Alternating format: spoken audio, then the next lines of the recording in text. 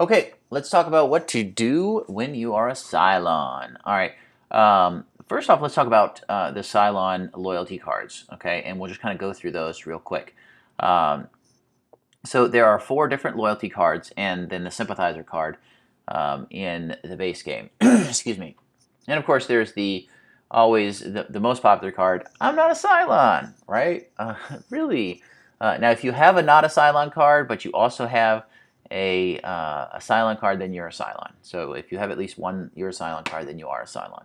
Um, but if you have 2 you're not a Cylon cards, then you're not a Cylon. All right. So these cards all have an action on them. Like this one lets you send a player to the brig. Yes, probably my favorite one. Damage Galactica, right? You get to draw 5 damage tokens and then choose 2 of them to damage Galactica, which means that in most cases you can send players to sickbay, right? And in addition to damaging locations, so that's awesome. um, and you can damage like FTL right before they want to jump, things like that. It's great. The morale, okay, this one, I mean, it can be great if they really are getting hurt on morale because a lot of things kill morale. But it's just kind of lame. It's boring. Reduce morale by 1. Big whoop. It's my least favorite Cylon loyalty card. The sick bay card. That one's fun. You just got to be careful when you time it. You want to time it right before, throw someone in the sick bay right before their turn. And I talked about that a little bit when I talked about sick bay. And the sympathizer card. So the sympathizer card. This is only dealt out after the sleeper phase and only in a game with an even number of players, so 4 or 6 players. And so this card, if all of the dials are in the blue, once when you hit sleeper phase, so all the dials in the blue, that's these guys up here. So if these are still blue, you can see they turn red halfway down. Okay, so if all the dials are still in the blue after you've jumped 4 distance, then the person who gets this card immediately reveals it. Well, they always immediately reveal the card. If all the dials are in the blue, then they become a revealed Cylon. Okay, they don't get a super crisis, and they cannot activate the Cylon fleet location.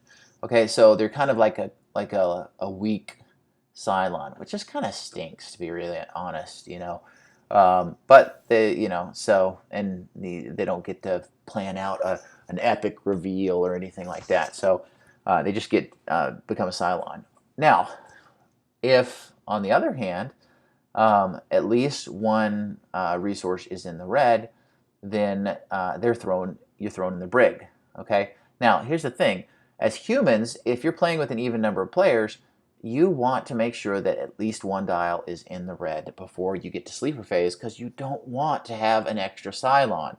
Then you have one less human. That means one less human drawing skill cards to pass your crisis. That means one more person who's activating Caprica to pick bad crises for you, and human fleet, and so it's just it's not fun. Um, so yeah, you want to try to make sure that if you're human and you have an even number of players, that you have at least one thing in the red. All right, so let's talk about these Cylon locations up here, and we've talked a little bit about revealing and when to reveal. After you reveal that you are a Cylon, and you can only, and here's the other thing to notice, you can only reveal when you have an action. Okay, that means on your turn, after your movement step, you can reveal. If somebody plays executive orders and targets you and says, "Okay, I'm going to play executive orders. I'm going to give 2 actions to Tony," then you can play an action, and but you have to have an action to reveal. You can't just be like in the middle of someone's turn, like reveal, I'm a Cylon, right? So you've got to have an action to reveal that you're Cylon. That is important, and so and an important part of planning out when you're going to reveal. And preferably, you want to do it when you have a couple actions together, so you can do something nasty and then reveal. Okay. All right. Enough of that. Let's talk about these Cylon locations and what. So once you revealed the body that you're in when you're on Galactica gets killed, and your consciousness is resurrected. Goes up into the cloud and is resurrected in a new Cylon body, and then you can use these 4 locations up here. And so what are they? Whoops, I didn't mean to draw that. So what are these locations? You show up in the resurrection ship, okay? You drew only 1 skill card during your receive skill card step. Action, draw a super crisis card. Okay, oh, interesting. I didn't realize. Yeah, so you can go to the resurrection ship. Yeah, I forgot about this. I don't usually use this, the resurrection ship location, but you can actually, as an action, you can draw a super crisis card. Which is kind of nice because the super crisis cards are, well, super. Okay, but the thing is, that means that's your whole turn, right? So you basically spend a turn so you can get a super crisis, so that on the next time you can throw a big nasty super crisis at them. So that's cool. I don't usually use that location. The one I use mostly is Caprica.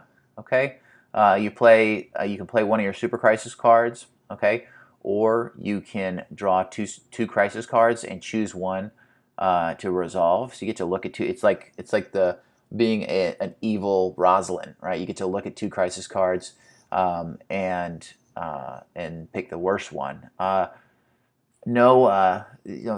Cylons don't activate. No activate Cylon ships or jump icons don't count on those crises. Okay, excuse me. So this is kind of a nasty thing to do to them, and it's kind of fun. The Cylon fleet location. This is really, really, really great if there is a Centurion on the boarding party track. Okay, and it can also be great if there's Cylon ships on the board. You can keep a lot of pressure on the humans. Okay, by maybe constantly activating raiders, so that you're forcing the raiders around the board to go after the civilian ships. But this is how you kind of control the Cylons that are over here on Galactica. But if there is a Centurion on the boarding track, or even better, a couple of Centurions on the boarding track, then you just want to be over here activating the Centurions, and because that really forces the humans to spend all their actions trying to kill the Centurions, and they might actually get them killed, but they've spent all their time trying to kill these Centurions because the Centurions are going to kill them, that they've missed their opportunities to do other things that were helpful and necessary. So that's a good thing. Okay, the human fleet location. Excuse me. You get to look at the top card of the crisis or destination deck and place it on the top or bottom of the deck, and then you get to draw 2 skill cards of different types. Okay, so this is like scouting, but because one of the negative things about Cylons is you only get to draw 2 cards on each of your turns, so you don't get to play into very many skill checks.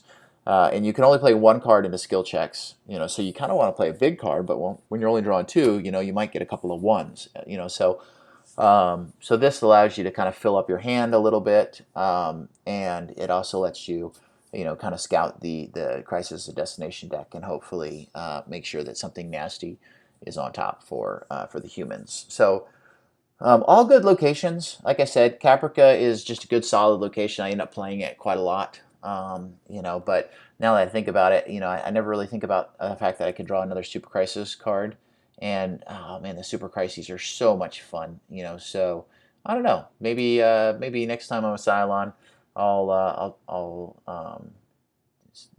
come over here so that I can draw a Super Crisis.